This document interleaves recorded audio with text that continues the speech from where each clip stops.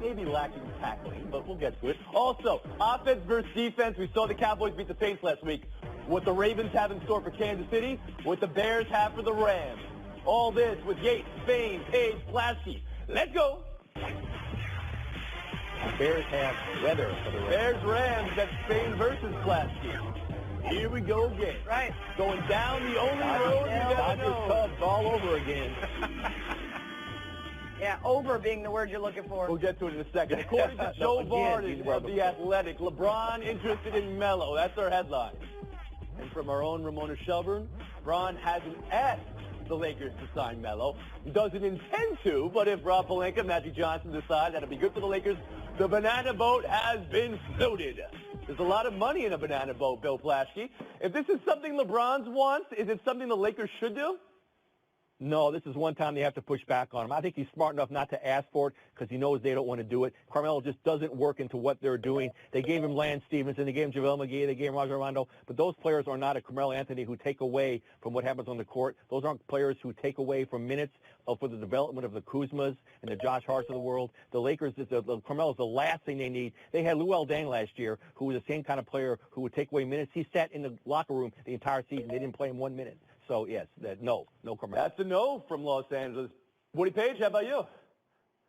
I once promised Jim Boeheim that I would not say anything bad about Melo, so I'm not going to say anything bad about him today. But he doesn't belong in Los Angeles. If LeBron wants him to come out there and be on one of his game shows, that's another thing. But he needs to finish his career where he can actually be a starter somewhere. And you say, well, he's not a starter. He's not any good anymore. He can go to a place and like a Charlotte or someplace like that that's not going anywhere and finish his career averaging 18 points. But to go into L.A. when they're trying to mix those veterans and those youngsters, and they are, as I said yesterday, one game behind the Warriors, it's no time for a charity addition. So you see this as a charity case, basically, is what you're saying. Sarah Spain on LeBron's interest in what that should mean to the Lakers. I don't know that it actually exists, right? It might just be LeBron floating that so that it can be floated so that he can claim to Melo, I'm your guy, I'm behind you here. You said there's a lot of money in the banana boat. That's a lot of money that's just been in Melo's career, and that's the biggest thing we can say about Melo is he's managed to find a way to make a whole lot of money. While basketball has officially passed him by in terms of his style of play, he is not a fit for Los Angeles. And as Woody said, the only place he could really be a fit is probably somewhere that wants to sell some tickets on his last run, because the way that the game is played right now and as packed as the West is, you can't take a chance adding him and seeing if it messes up your chemistry. I didn't love it at all when he went to Oklahoma City. I didn't like it even more so when he went to Houston. But the one place I think it could actually work out is with LeBron in a bench role, perhaps, if there's any reason to do so. He can lead that bench, in my personal opinion. I think LeBron is the one guy that can make him actually accept a bench role, which is something he refused to do walking into a Thunder situation, and obviously something that he ran up against, butted heads with D'Antoni. I think that even that scenario with the Lakers, you can say, hey, be the leader of our bench, and you have a role. Anything else, you got to go. I have an entire panel shaking their head left or right. No. Plaschke, first to you. The problem is not Carmelo on the bench. It's when he's on the floor, Clinton. There's no space for him on the floor. There's no time for him on the floor. He takes away from what they're trying to do. Woody Page, you want to respond to it too now? Get on Yates. Well, you need out of a forward a three-point shooter. We saw in Oklahoma City that wasn't working. It wasn't working in Houston. He's got the mid-range jumper, which he hasn't been shooting as well in the past. And you don't get assists out of him. You don't get rebounds. You really don't get leadership. So I don't think there's any need for him to be involved to make with this the Lakers. unanimous. Yeah, listen, he got to Houston, and as much as we talked about how he wouldn't accept his bench role, he did. The only reason he was starting at times was because of suspension and injury. When he did come off the bench, he was the exact same guy he's always been, volume shooter who can't hit threes, wasn't even making his spot up Jays, and can't play any defense. So if you think that's a fit in L.A. Clinton, have your castmates swayed you in any way? It's the one place that it would work. I'm not saying that it necessarily should, is what my point is. Now you've totally confused me. Wow. No, that was like a matrix. You were like this. Whoa. No. Take that. Sit down. We'll move on. Also from the NBA last night, the Rudy Gobert ejection. 3 minutes into the game. Not even Sheed had done 3 minutes into a game before. There was a foul on the opening jump. I'm not sure if anybody saw one there. Foul called when James Harden. And then there was a scorer's table explosion. This was a one technical ejection. Clinton, Does the NBA need to take a look at last night's officiating and Gobert there? Absolutely. I just don't like the way these calls are affecting games like this. You're talking about two teams that have relatively good storylines, and this game gets instantly marred by a foul on a jump ball, which between all the basketball experience we have on this panel, I'm sure none of us have seen more than twice in our lifetime at all. And in general, Gobert is one of these stars in the game that is rising, and I think you need to be part of a lot of your storylines in games like this. Ejecting him after one technical for knocking a bottle of water off of a scorer's table, that's ridiculous. He didn't just knock that bottle of water. He exploded that water into smithereens. That was a smithereen situation. But what you saw from the jump ball, what you saw with the Harden play, is there anything there? No, not for me. That's a big man establishing position, and in the jump ball, that's just what happens. That's why you jump basketballs, because it goes that way. Yeah, the jump ball, to me, I watched it probably 20 times. I have zero idea who jumped into who, whether the ball was thrown directly above both players. That's a bad call. And knowing what we know about Gobert, which is that the game before this, after that game, he criticized referees, you have to wonder, are they trying to set something up from the very beginning of this game? We've got our eye on you, and we're going to hold you accountable for calling us out. Second play, that's a tough one to read. There looks like there was a flop involved, but there also looked like maybe a hip check. I don't see the ejection for a smithereening that bottle, even if he did do it with such... Right. Yeah, to me, you could still give him a technical and not eject him there. You're just feeding into the narrative, sorry, that he's putting out there by criticizing. Narrative deduction for Sarah Spain. Woody, address something Sarah said, the idea that, well, Gobert and the referees had a little situation. They were talking about it going into the game. So could refs have been trying to establish a tone? Is that okay? Most vengeful people in sports that I've met over the past 50 years are hockey players and NBA referees. They get even at some point. Hockey players, it might take from 1 year to the next, but they're always going to get even. You know that. And number two, referees, I used to hang out with them all the time. They had no friends, neither did I, so we hung out together. Thank you, and they would actually talk about players that they were going to get even with, that had called them out or were affronted to them during a game, and that's exactly what happened here. He had gotten fined for it. Woody, are you being serious here when you're saying that, or is that just hearsay, or is that just... I am totally serious. Those were two questionable calls, but you get two technicals in the game. I know there are excuses for throwing a guy out immediately, but that deserved a technical, not two. Give him a chance. That was assault on a water bottle. Really? That deserved getting kicked out of the game? Not at all. And Plaschke, again, what I'm interested in here is, well, if Gobert had a history with referees, or Gobert had a history with these referees, establishing a tone early on, is that okay in the NBA? Well, first off, you're assuming that's what they're doing. I'll read your quote. I had a bad reaction. I think I can blame myself. That was Gobert. He blamed himself after the game for this. I'm with him. I think he went into the game thinking upset about the referees. I think he jumped into Capella on the jump ball. I think he threw Harden down. I think he was looking to get thrown out. And also, if the referees are going to set a tone, they're not so dumb as to do it in the first 3 minutes. That's so obvious. They're not going to be doing that. No, Woody, I fully disagree with you on that. I think Gobert was still mad about the previous night, and he even admitted he had a bad reaction. He blamed himself. You want to respond to that?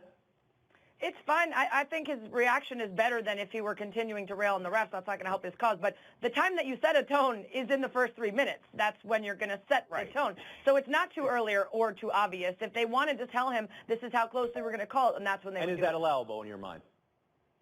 No. And how about you, Clinton? Look, I just don't think that it was appropriate what happened. There were bad calls, and it was a bad decision to eject him. He's a star in this league, in my opinion. Keep this guy in a basketball. All right, I just know you guys wanted to come out here and establish a tone, take an early lead and around the horn, you know? Establishing a tone sometimes is allowable. Later. Speaking of the tone established, let's talk about Derrick Henry, 99. Because there is a legitimate, is this the greatest run of all time debate. The pros are, it tied Tony Dorsett's record for yards, and this is one of the great records in the history of the league. Look at the shoulder pads on Dorsett. And really, one of the great things about this was the Cowboys only had 10 men on the field at the time. He did it shorthanded. Henry's last night was long-handed, long, stiff-armed in the face. The cons for the Henry run was that the Jaguars aren't exactly expert at tackling. So, Woody, what you witnessed last night, more of a great run or a lousy defensive effort?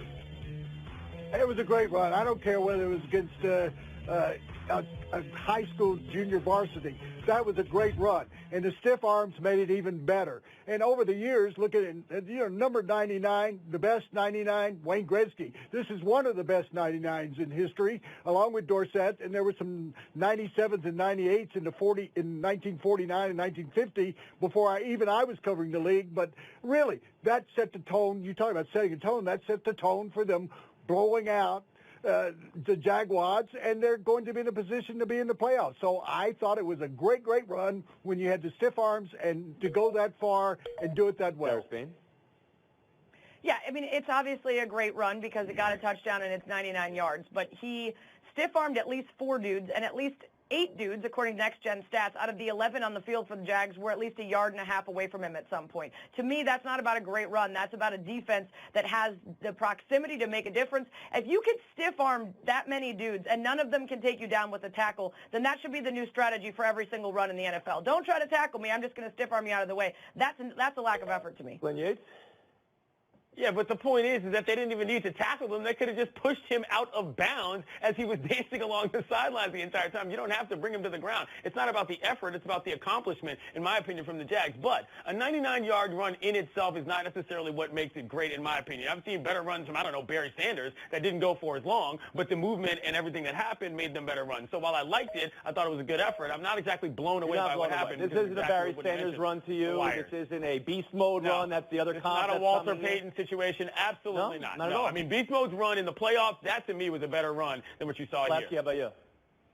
No, hey, look at this. The Jaguars, they laid down much of the game. They weren't laying down then. This was a tremendous run. 81 yards after contact. He had 4 stiff arms, like Sarah said. These guys, they tried to push him out of bounds, and they couldn't do it. He's running around guys. He's pushing guys down. I thought it was a brilliant run, and I think, again, Jacksonville really wasn't trying toward the end of the game, but it was still early in the game then. They were still putting out effort there. Tremendous. It's an amazing thing that you could say 81 yards after contact, and that sounds amazing, but that just means the first 18 yards were before contact, which means, wait, what were they doing the first 18 yards? What do you have a last word on that? Then I want to ask you about he had a big hole. Sure. Come on, Tony.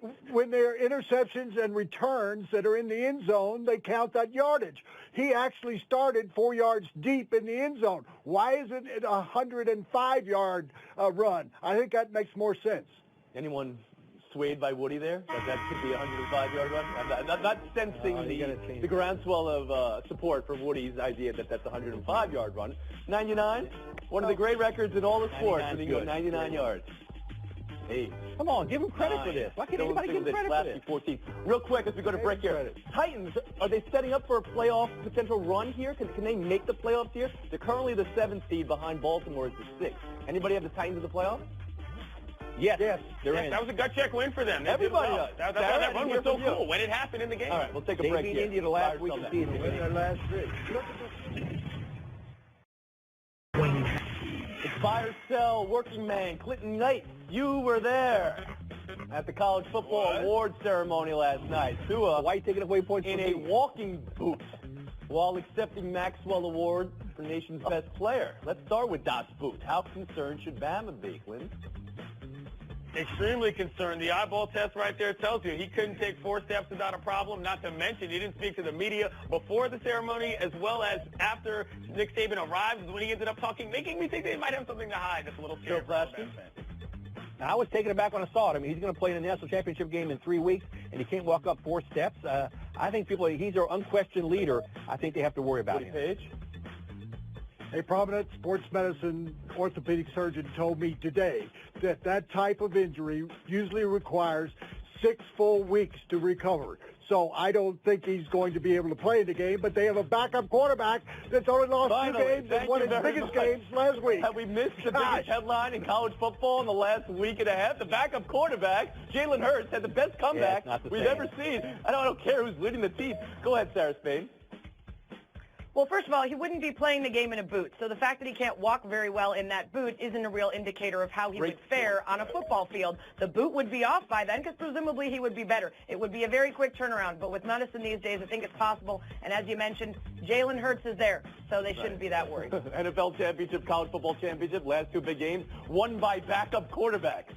By the way, Woody, I don't think your doctor has treated Tua before, so we'll have to deduct a point on that one. Real quick, Heisman, pick it and tell us why, Yates. Kyler Murray more consistent, didn't have a drop-off at the end of the season like Tua did. Flashy? Kyler Murray, highest QBR in the last 15 years. Sage? I favor Murray, but 15% of the voters voted before last week's game, so I think Tua's going to get it in a close one.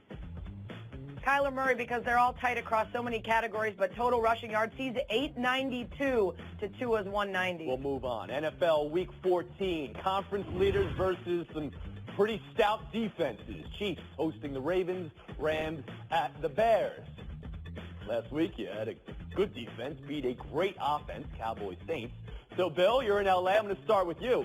Which defense is poised to give a conference leader the tougher game?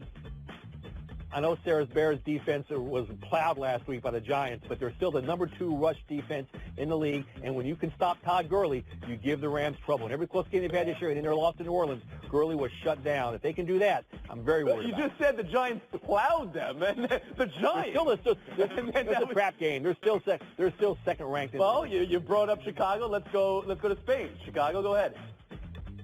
Yeah, as much as I want to hope that last week against the Giants was a one-off, I don't know for certain, and I don't know exactly how 100% or how great Mitch Trubisky will be back returning from injury. So I've got to go with the Ravens. Also, if you look at any of the Chiefs statistics offensively that they dominate, the Ravens' defense is one of the top 2 in defending that. So I think they're most poised to give this team that's still reacting to life without Kareem Hunt a good fight. And Sarah missed one big point. They almost got beat by the Raiders last week. They won only 2 games all year. And the Ravens have won 3 in a row with Lamar Jackson. He presents a serious problem for those Chiefs who are discombobulated after losing their running back. The Chiefs look just fine without Kareem Hunt. You can note the scoreboard on that game. Specifically, they have the a backup Bears, running back, are just a better team. The Bears are just a better team than the Ravens comparatively in that situation. I think they're actually going to win this game and beat the Rams because it matters to them a little bit more. Fire Cell 3, autographing a photo of the aftermath of your illegal hit on Tom Wilson. Ryan Reeves did it. He ran into a lion in the jungle is what he signed. It made its way up on Inscriptograph and eBay. It's now down, according to Golden Knights. They told USA Today it's been destroyed. Reeves, realizing after the fact it was in poor taste. Woody Page, how does this look to you? Well, I don't blame the NHL or the team. They weren't involved in his stupid decision to sign his photo, but at least he made up for it, I think, by having it destroyed and not going forward with signing like 24 of them. Spain. Despite what the song says, there are no lions in the jungle, sleeping or otherwise. Very good so the point, caption is Sarah idiotic, Spain. but not nearly as idiotic as being willing to sign this. And whether or not it was him who decided it was in bad taste or someone in his camp, it never should have been up there. Respect your opponent and respect brain injuries. Yeah, Tom Wilson's career has become this whole sort of referendum on goon culture in terms of his suspension, people hitting him back, and that's why I think the NHL has to say something in this situation. The culture of this game is one that allows for this, and I can't stand it. Yes, you're saying people hitting Wilson. It's also Wilson hitting people, Clinton Yates. Correct. Yeah, that's my point, which he deserved very much so, which all works together in the same tandem.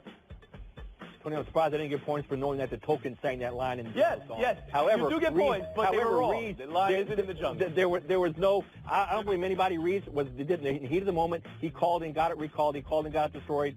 It just happens. It's over with. Nobody can blame. Welcome to the jungle, Bill Plaschke. You want to tell me who's saying that? Oh, wait a minute. I was one of the So you don't even know Guns N' Roses. That's your problem right there. Yates also taking a seat. Page and Spain. Showdown on the other side. Oh, see in 2 minutes. This is the best. Page, somebody's ending the week with a win. If you're scoring at home, enjoy this. Showdown 1, Phoenix Suns. 9 points in the first quarter for the second game in a row. That hadn't been done in 60 years. We're on pace for 13 wins. Last night, Coach Igor Kokoshkov and Mikhail Bridges not exactly seeing eye to eye. Woody, what's the biggest problem with the Suns right now? Everything. This Phoenix won't rise from the dead. They've got bridges over troubled waters. They've got a climate change. It's a dry heat. They're too close to the sun. Okay. All right. An actual problem, one that could be fixed immediately, is that their number 1 draft pick, DeAndre Ayton, couldn't start because he forgot to eat again. Fix that. Start there. Yeah. You both get points, although, Woody, I like a good climate. I like the best of climate, so that's what I always say. We'll move on. Hoodie Torts. Look at this. He wore it because of flu-like symptoms. Whenever you say, flu-like symptoms, you have to say it like Mark. Sarah, you here to commend the look or condemn the look of the Columbus Blue Hoodies? Absolutely looking 100. It makes so much more sense. You're a bunch of sweaty, padded up guys and a bunch of ice near you. Why are you wearing a suit anyway? You're crushing Sarah, the hoodie look. Keep it up. I am going to condemn it. I don't want to follow Bill Belichick and Clinton Yates and wear the same clothing they do. I think you got to be unique, not just somebody that follows the crowd. I'm with you, Sarah. Complete makeover of all coaches and managers and what they wear when they're coaching games. FaceTime goes to Chicago. Come from behind win. Well, our colleague Julie Foudy wrote a great piece for ESPNW about the many ways in which FIFA is reminding us that they don't care about women's soccer and the women's game. Among them, the fact that they're allowing the men's Copa America and Gold Cup final on the same exact day as the women's World Cup final. And now we're hearing that the VAR that they said is indispensable to the men's game, we're not sure if we're going to use it in the women's. They're sending us all the signals, and it's time for all of us to fight back and get the women what they deserve. Thanks for that. That's how we end the week. Good job, Sarah Spain. Good job, Julie Foudy with the column. 71.5-hour break. We'll